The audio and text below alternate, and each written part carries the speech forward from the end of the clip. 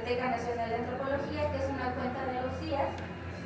Y bueno, ella ha sido también muy estudiado. Tenemos también otros documentos como las genealogías, ruedas calendáricas, algunos códices de tributos, que dan cuenta de cómo los tlaxcaltecas mantuvieron esta tradición escrituraria a lo largo del tiempo.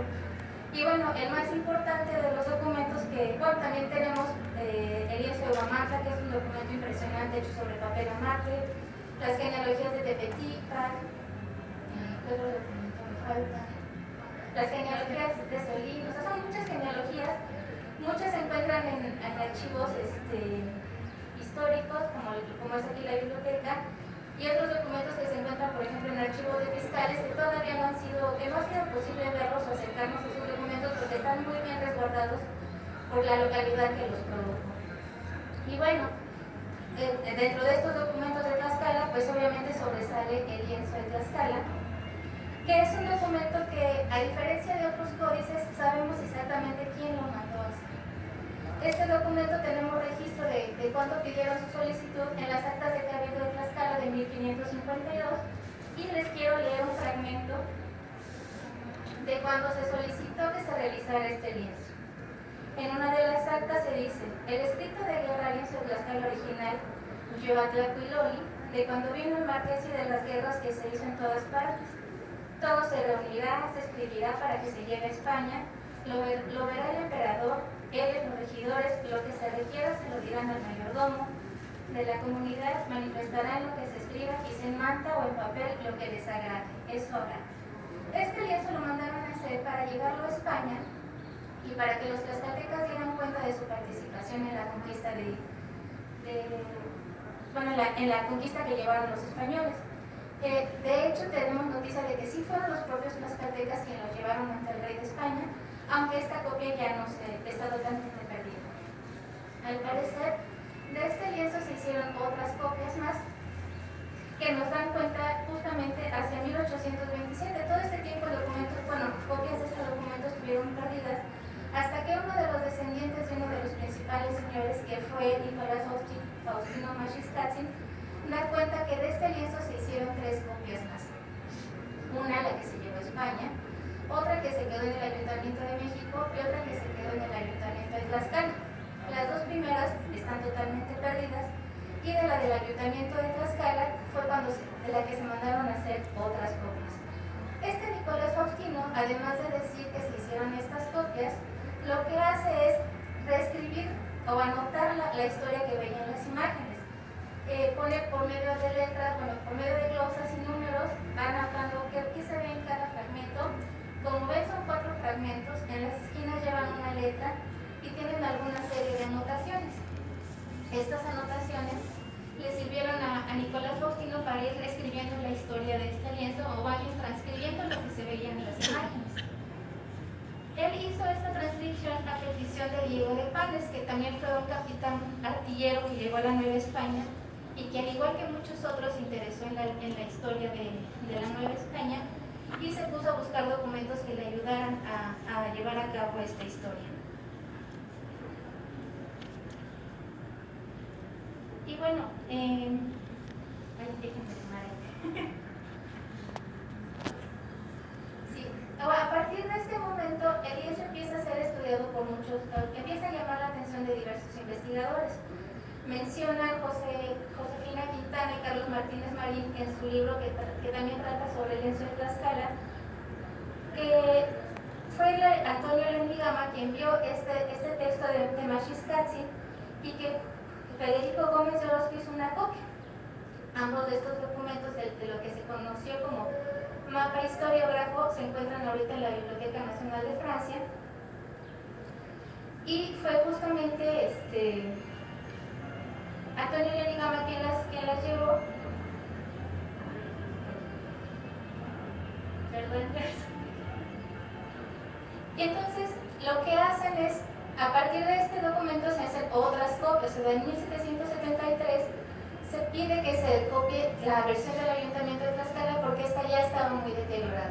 Entonces se lo encargan a Juan Manuel Illanes del Huerto, quien era un pintor que estaba como muy de la época. Él residió 10 años en Tlaxcala, entonces lo mandan llamar para decir que si les pueden hacer una copia, una nueva versión de este lienzo, porque la que estaba en el ayuntamiento ya estaba deteriorada. De hecho, comentan que a Alfredo Chavero se le encomendó buscar esta copia del ayuntamiento y que no la pudo localizar. Entonces, si no tuviéramos esta copia de Juan Manuel Yáñez del Huerto, pues no tendríamos ya nada de lienzo en Tlaxcala. Entonces, mandan a hacer esta copia también la ve Panes y se une como el texto que realiza Maxixcatsin junto con la copia de Yáñez para hacer un solo documento.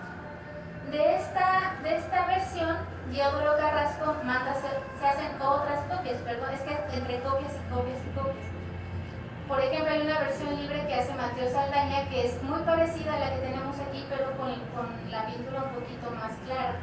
También se mandan a hacer otras versiones de Diodoro Carrasco, pero estas sí se hacen a partir de calcos.